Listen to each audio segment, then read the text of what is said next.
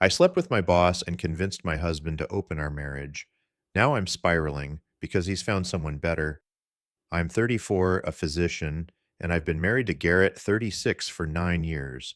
He's a flight engineer, 2 weeks on, 2 weeks off, keeping aircraft systems running for a major airline. Before we get started, hit that subscribe button, give this video a thumbs up, share it with your friends, and let me know your thoughts down below.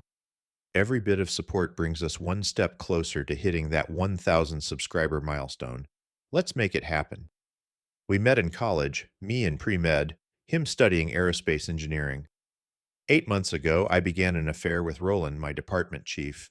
It started as late nights going over cases, dinners after rough shifts. Roland was magnetic, sharp, respected, in total control of our department. It felt electric. Meanwhile, Garrett would come home talking about hydraulic systems and engine specs. He earns well, $290,000 to my $250,000. But I craved a different kind of connection. Crossing the line with Roland felt inevitable. Last week, I suggested to Garrett over dinner that we open our marriage. I expected arguments, maybe anger or hurt. Instead, he calmly said, "Okay, if that's what you want." I pushed to see if he understood, and he replied, "I understand perfectly. When do we start?" That was 5 days ago. Since then, nothing, just normal routines. Coffee, gym, work, kisses goodbye. I should feel triumphant.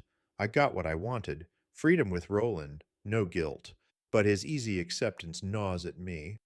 No man in love agrees to this without a fight. Right? Update 1. 2 weeks later, Garrett returned from his rotation 3 days ago, and something is different. He's been at the gym more, his arms and shoulders more defined. He bought new clothes, designer jeans, fitted shirts, without asking my opinion. Always ruggedly handsome. Now he turns heads. Yesterday, after a 16-hour shift, I came home to him cooking dinner while video chatting with a woman. He didn't end the call when he saw me, just waved and kept talking. Later, he told me she was a friend from the gym and that they were grabbing drinks tomorrow. That night, Roland asked me to sneak away. I told him I was tired. The first time I've ever said no. Garrett went out the next evening, returned at 2 a.m., showered, and went to bed without a word. I lay awake wondering who she was and what happened while he slept peacefully. Update 2, 6 weeks later. In 6 weeks, my husband has transformed. He's lost 15 pounds, gained muscle, earned a promotion to lead flight engineer after creating a new diagnostic system, and is now being courted by aerospace firms. He's dating 3 women regularly, a pilot, a yoga instructor, and someone in tech. He doesn't hide their names when they call. He goes out several nights a week. Meanwhile, Roland is retreating. His wife is suspicious and has threatened to report us. Now we only exchange professional emails. Last night, Garrett was getting ready to go out, black shirt, unfamiliar cologne. I asked where and with whom. His eyes held something new, indifference. Does it matter? This is what you wanted, Monica. I'm just playing by your rules. I blurted that we should close the marriage. He laughed. Number, you opened this door. You don't get to close it because you don't like what came through. He left and returned at 4 a.m. with a hickey on his neck. Today, I called in sick for the first time in 3 years, sitting in this house I just learned is his, held in a trust from his father, wondering how I got here. Update 3, 3 months later. 3 long months. I need to talk about Sienna. She's 29, a criminal defense attorney, and she's everything I pretended I wasn't intimidated by. We met her at the hospital fundraiser last week. My husband brought her as his +1 to my work event. She wasn't just beautiful. She was magnetic. Sharp wit, quick laugh, the kind of confidence that comes from knowing exactly who you are. She had the chief of surgery hanging on her every word as she talked about a high-profile case she'd just won. She speaks 3 languages. She rides a motorcycle. And somehow, she made every single person around her feel like they were the most fascinating person in the room, including my husband. I watched them all night. The way she touched his arm when she laughed. The way he looked at her. God, he used to look at me like that. They moved together with a comfort and ease like they'd been doing it for years, not weeks. When the band started, they danced, and I had to watch my colleagues watch them with envy. One of the nurses leaned over and said, "Your husband's girlfriend is stunning," not knowing about the arrangement. The humiliation was suffocating. But the real sting came later. Roland approached me during the silent auction, the first words we'd exchanged in weeks. He nodded toward Garrett and Sienna, bidding together on a vacation package. "So that's your husband," he said.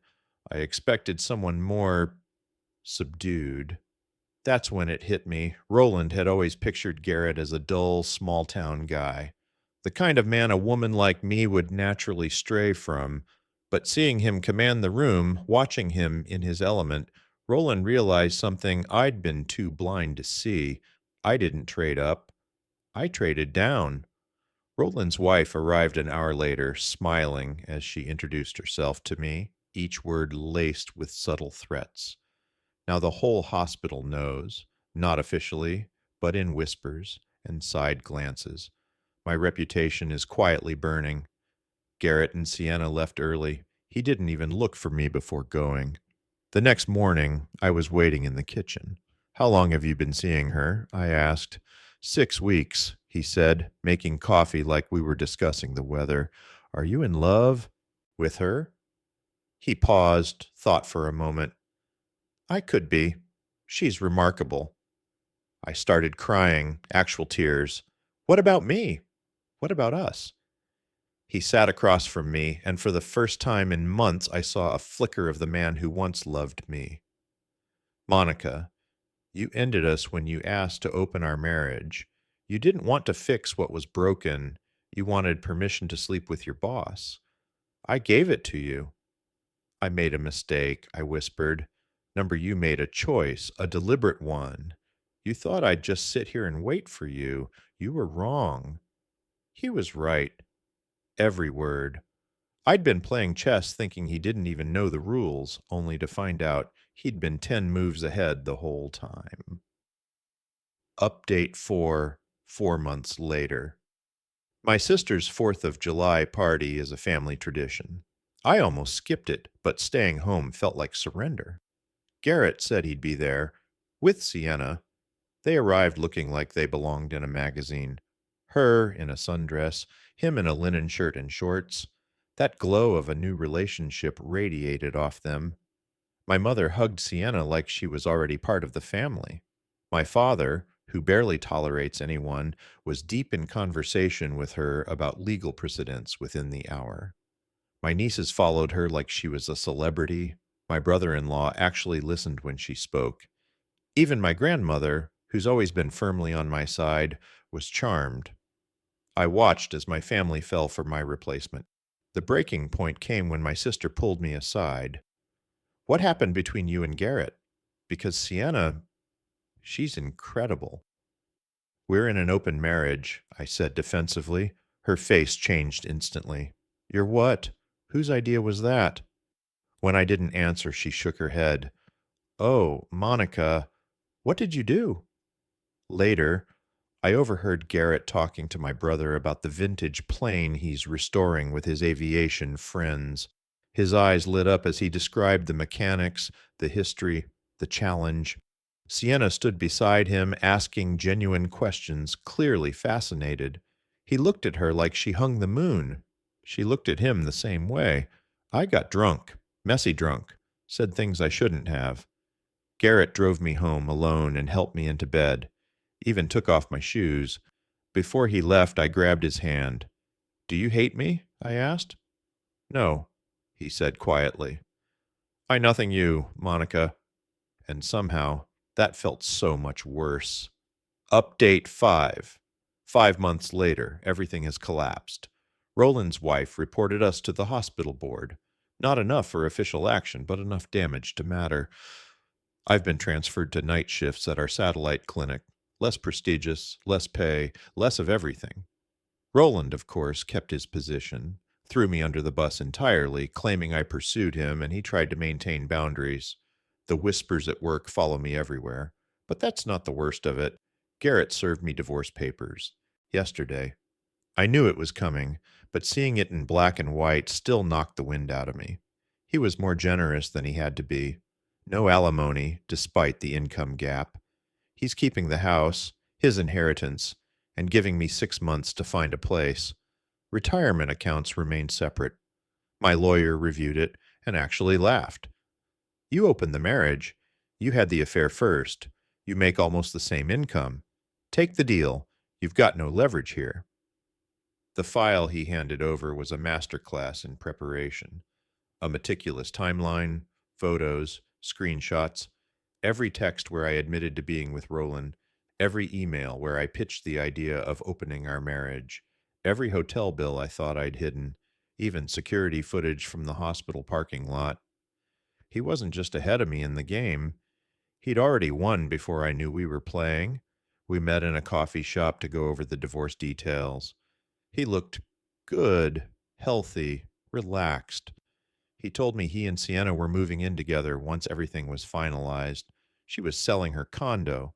They'd found a place near the airport. Makes sense for my work, he said, like he was giving a work update to a colleague. I'm sorry, I told him. The words felt strange, but they were the truth. I know, he replied, but it doesn't change anything. I thought I'd thrown away 9 years. He corrected me. You threw away the next 40. 8 months since I blew my life apart, the divorce is done. I'm in a small one-bedroom now. Nice enough, but not home. Home is where Garrett and Sienna live. They got engaged last week. My sister went to the party, so did the rest of my family. Roland's wife left him too. He actually called, thinking now we could finally be together. I laughed until I cried and told him to get lost. Therapy has been brutal. My therapist asked me when I stopped seeing Garrett as a person and started seeing him as a prop in my life. I realized it was around year 5, when I landed my attending position and decided his work wasn't good enough, when I stopped caring about his day, when I assumed he couldn't understand my world. I was wrong. Garrett wasn't boring. He was steady. He wasn't unambitious. His goals just weren't built to impress me. I asked for an open marriage because I thought I was too good for him. I believed I was trading up with Roland, the prestigious chief of medicine. I thought Garrett would wait, grateful for whatever pieces of me I offered. Instead, he became the man I always claimed I wanted and gave that man to someone else. I saw them at the grocery store last week. They didn't notice me. They were laughing, her head on his shoulder, his arm around her waist. They looked like everything we once were, everything we could have been if I hadn't been so arrogant. People ask if I regret opening the marriage. Yes, but not just because I lost him. I regret that. It showed me exactly who I am. The woman who had everything mistook it for not enough and threw it away. Garrett once told me the most dangerous time in flight isn't takeoff or landing, it's cruise. That's when pilots relax, stop paying attention, and miss the warning signs. He was trying to tell me something. I didn't listen. I don't want sympathy. I don't deserve it. I'm the architect of my own ruin. I opened the door, and he walked through it without looking back. That's what happens when you mistake patience for weakness and love for desperation.